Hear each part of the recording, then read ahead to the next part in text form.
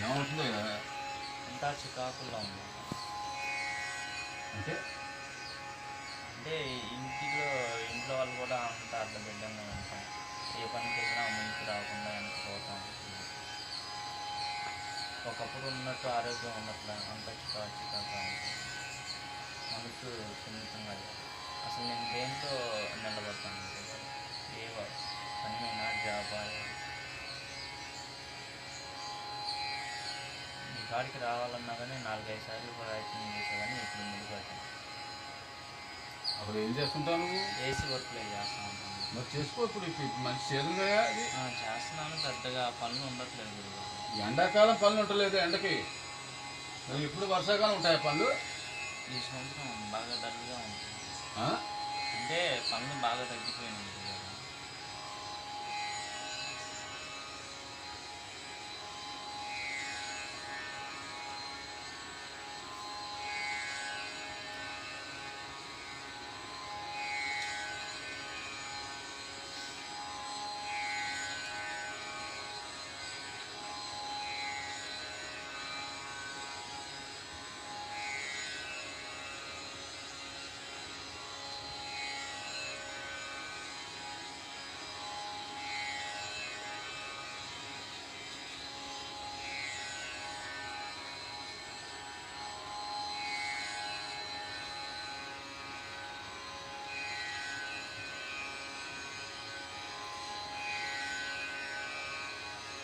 నీ పేరు శివశంకర్.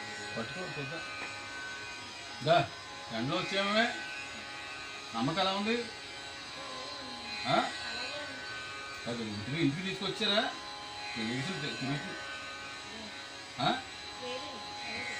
లేడీస్ తిరగటం లేదు. ఏమైంది? మీ దగ్గరకు వస్తానంటే డైలీ వస్తుంది, లేకపోతే అలా చూస్తుంది. డాక్టర్ వాళ్ళు చెప్పేది ఏంటో అర్థం కావట్లేదు. పెరాలసిస్ అంటున్నారు కానీ పెరాలసిస్ అంటే పట్టుకు రావాలి చూస్తుందా? అయ్యో మాట్లాడుతుందండి. లేచి నిలబడతాం లేదా? నిలబడుతుంది. కీళ్ళవాతం ఉందా? సరే అద్దా నచ్చిన గడ్డే పెట్టు. ఇంకో గడి మార్చు, ఇంకో గడి మార్చు, ఇంకో గడి మార్చు. బాగానే ఉంది అబ్బాయి, తేడా ఏం లేదే, చెట్టేం లేదు. నీకు వచ్చిన అవకాశం వల్ల వాడుకుని చేసుకో. అర్థమైందా? ప్రైవేట్ వర్క్ కూడా పెట్టుకో. అదే అని పెట్టుకోకు. ఫ్రిడ్జ్లు బాగు చేయడం, వాషింగ్ మిషన్లు బాగు చేయడం కూడా నేర్చుకో. దీంట్లో ఈ పనిలోనే నిలబడతాను. ఈ పనే మంచిది. ఈ పని అందరికీ అవసరం. ఇప్పుడు ప్రపంచం ఎలా ఉందంటే దీన్ని ఆధారం చేసుకునే బతుకుతున్నారు, లేదా చచ్చిపోతారు. ఇది పొద్దున నీకు ఒక వృత్తిలాగా మార్పు. దీని అవసరం ప్రజలకు ఎక్కువ. ఏసీ లేని వాళ్ళు ఎవరున్నారే బాబు? ఇంకా పోను ఇంక ఇందులో కొత్త రకాలు ఏమొస్తాయో చెప్పలేము. అదే నేర్చుకో, మానుకో. దీంట్లోనే భవిష్యత్తు బాగుంటుంది. భవిష్యత్తు ఏం తేడా రాదు. అంటే ఏదన్నా షాప్ పెడదాం అనుకుంటున్నాను కానీ అక్కడ దాకా వెళ్ళి వెనక్కి ఇది అవుతుంది. షాప్ పెట్టుకోకపోతే మాత్రం నీకు బేరాలు రావు.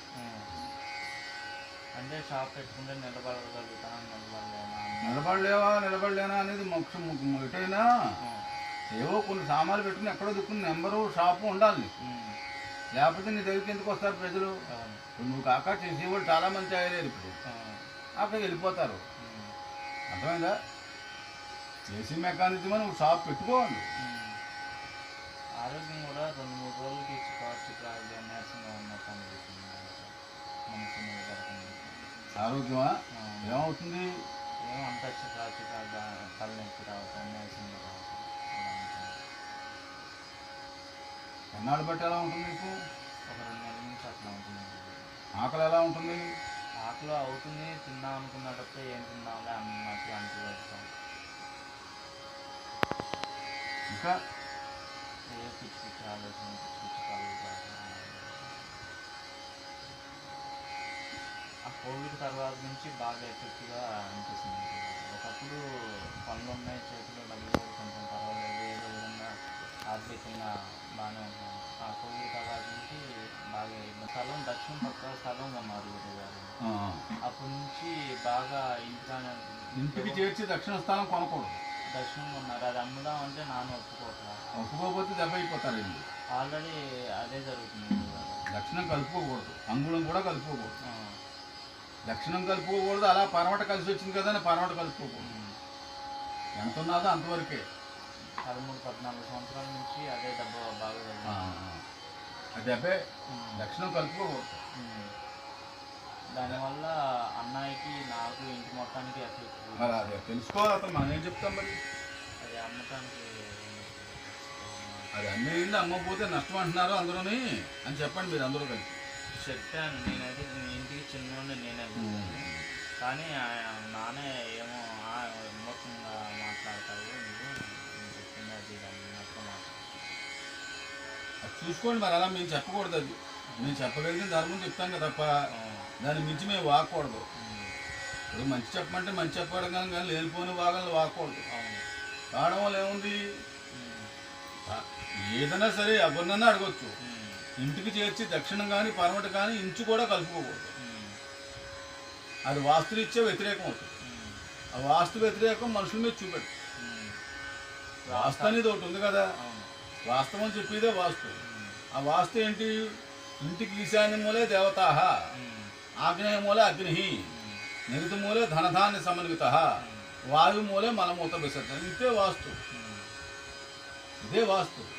వాయు మూల మలమూత్ర విసర్జన ఎందుకు చేయమన్నారు? ఆగ్నేయ మూల వండుకు తింటావు, ఈశాన్య మూల పెట్టుకుంటే ఆ వాసనకి ఇలా వస్తుందని. అది మంచిది కాదు ఆరోగ్యానికి. వాయు మూల పెడితే ఏదో మూలకు పోతుందా, ఇంకా ఆ మూల ఎవరు మసలరు. అర్థమైందా? నైరుతి మూల ల్యాబరేటరీ బాత్రూమ్ పెడితే ఆడు నాశనం అయిపోతాడు. నైరుతి మూల గొయ్యి తవ్వకూడదు. నైరుతి మూల ఎత్తు ఉండాలి, ఈశాన్య మూల పల్లం ఉండాలి.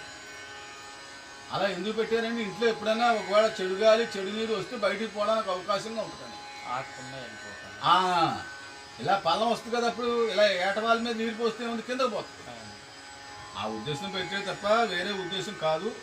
అది మీరు ఆలోచించుకోండి. అది మేము చెప్పవలసిన ధర్మం మేము చెప్పాం.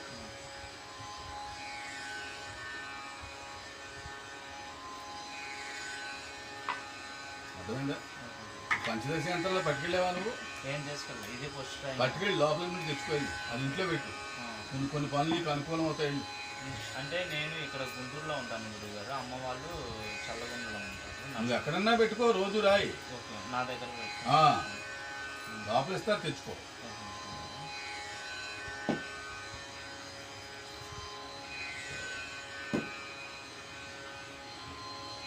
Government job